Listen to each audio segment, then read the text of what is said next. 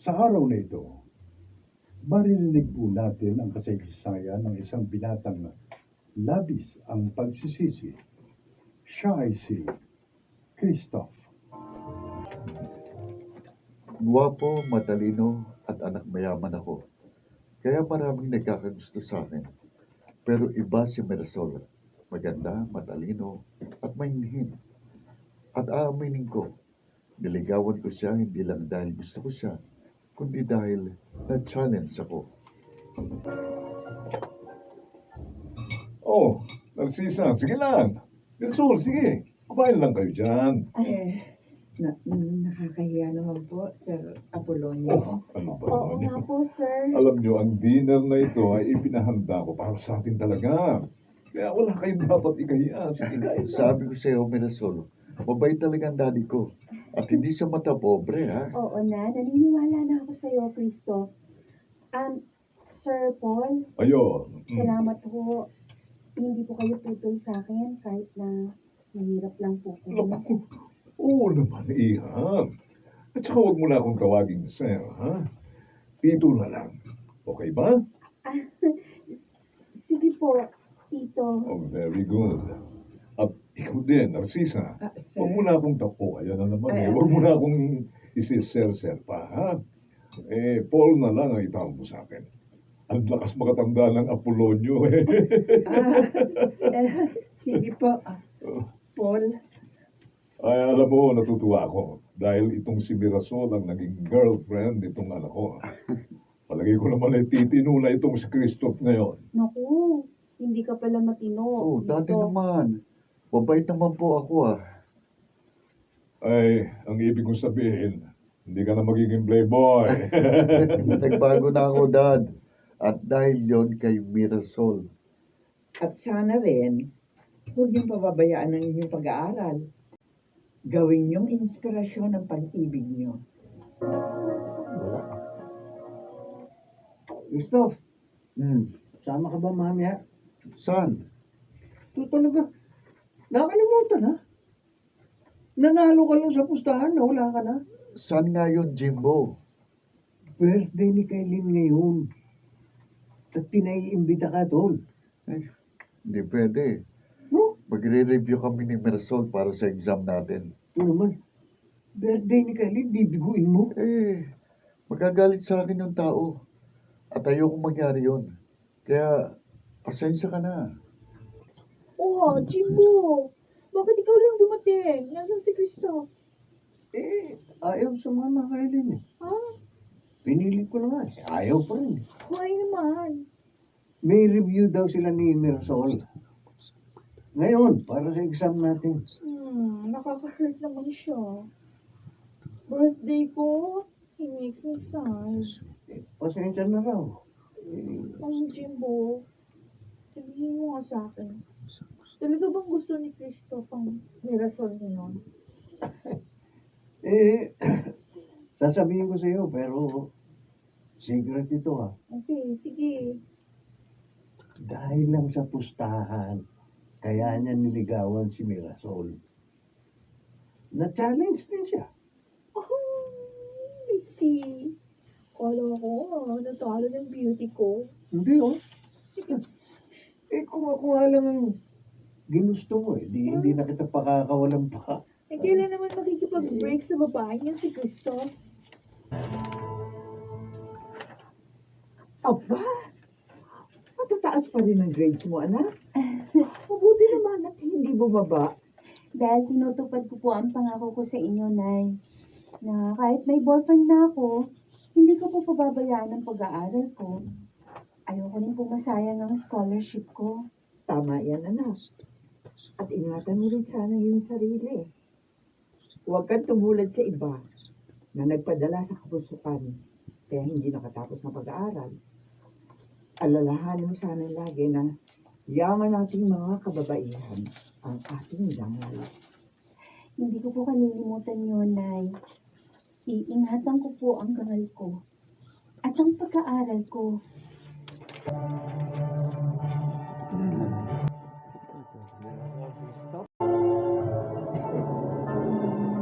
Yan naman. Cristo, bakit mo inihinto ang kotse mo dito? Motel ito ah. Relax lang, Mira. Gusto ko lang mag-celebrate tayo dahil 4th monthsary na natin. Ano? Kung talagang gusto mo mag-celebrate, pwede naman tayong mamasyal. Ha? Hindi dito, hindi ganito. Christoph, ayoko nito. What? Ayaw mo nito? Mira, lahat ng magkarelasyon ginagawa ng gusto ko. Noon pa At sinabi ko walang na. masama. Ay, mali, sorry. Mamadali. Lahat ng magkarelasyon ginagawa ng gusto ko. Ginagawa ng gusto ko.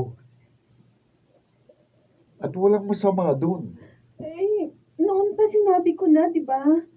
Hindi pa ako handa.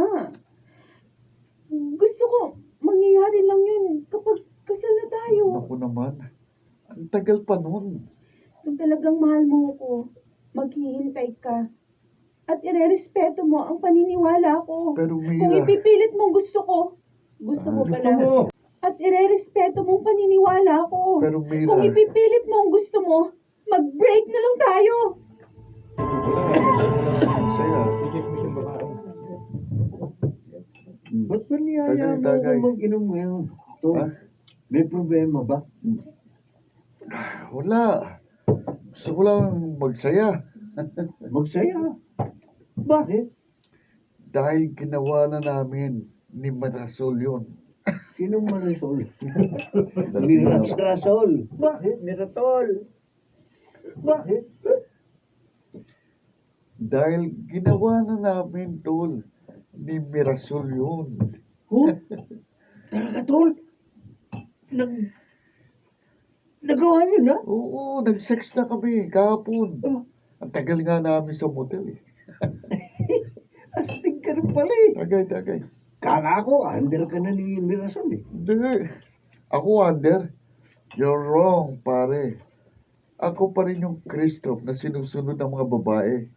Kaya nga nanalo ko sa pustahan ng barkada natin kay Mirasol, di ba? Okay ka talaga, Christoph.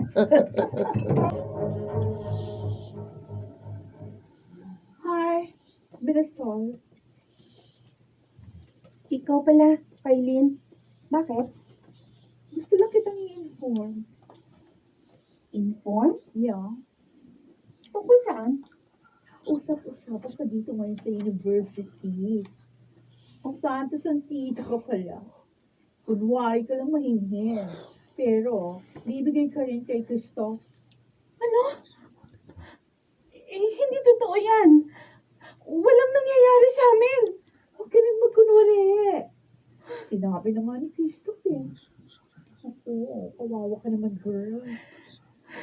Dahil lang naman sa pustahan, kaya ka niligawan ni Christoph eh. At ngayong nakuha ka ninyo, sigurado, iiwan ka na tulad ng ginawa niya sa iba.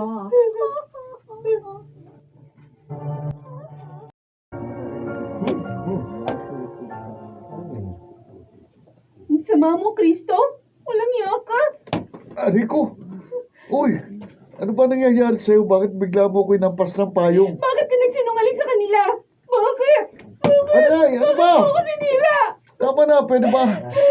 Ba't ka ba nagagalit? Dahil sinungaling ka. Ano sinungaling? Manloloko. Sinabi mo sa kanilang may nangyari na sa atin kahit wala naman. Ha? Mirasol, sorry. Lasing lang ako noon. Hindi ko naman alam na sasabihin nyo ni Jimbo sa iba. Sorry. At ang isa pang masakit. Dahil ako pala sa pustahan, kaya mo ako niligawan. Ha? Pinaglaruan mo lang ang puso ko. Mira, please, listen to me. Kaya ko yung paliwanag yun. Tama na! Kasi, Tama na! Sobrang ng pagsira at panloloko mo sa akin. hindi. Ayaw na kitang makita pa! Umalis ka na! Oh! Malinis na rin po. Nagsasabi po ako ng totoo, Nay. Malinis pa rin po ako hanggang ngayon. Totoo man yun o hindi, anak. Babae tayo. Nasira ka pa rin. Dahil sa lalaking yan.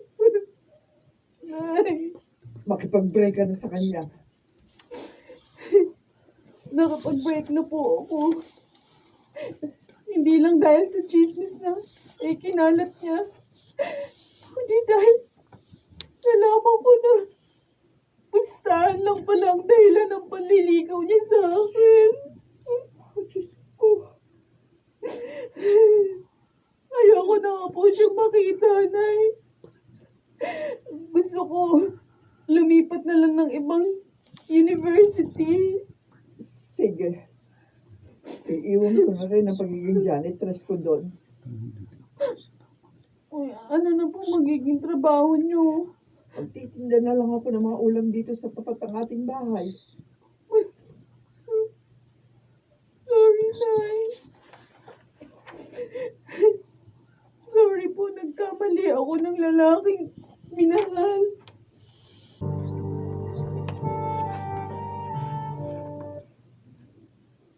Anong kailangan mo?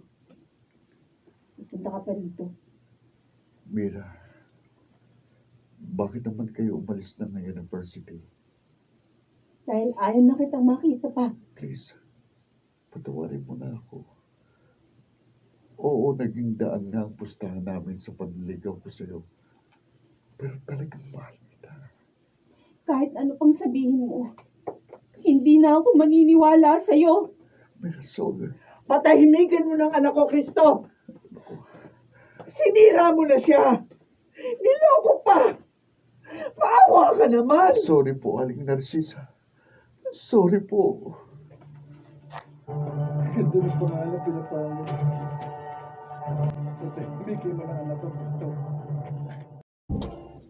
5 years nang nakaraan mula nang makipag-break sa akin si Mirasol. Pero hanggang ngayon, hindi ko pa rin siya makalimutan.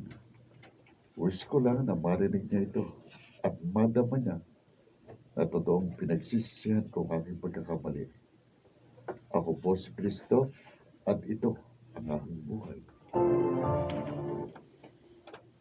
Matuto sana tayong igalang ang paninindigan ng iba upang maiwasan ang malubhang hindi pagkakaunawaan. Makanagsiganap, Jenaline de la Cruz, Jun Legaspi, Susan Robles, Benel Benamin, Rosana Villegas, at Phil Cruz sa papel na Christoph. Naglapat ng angkop na tunog Jerry Mutia. Ito'y mula sa panulat ni Selma Corporal Alcantara sa direksyon June Martin Legaspi at Maynard Lanticho Jr. Ito ang aking buhay. Last kong buhay. Last. Tapos kakain na lang tayo.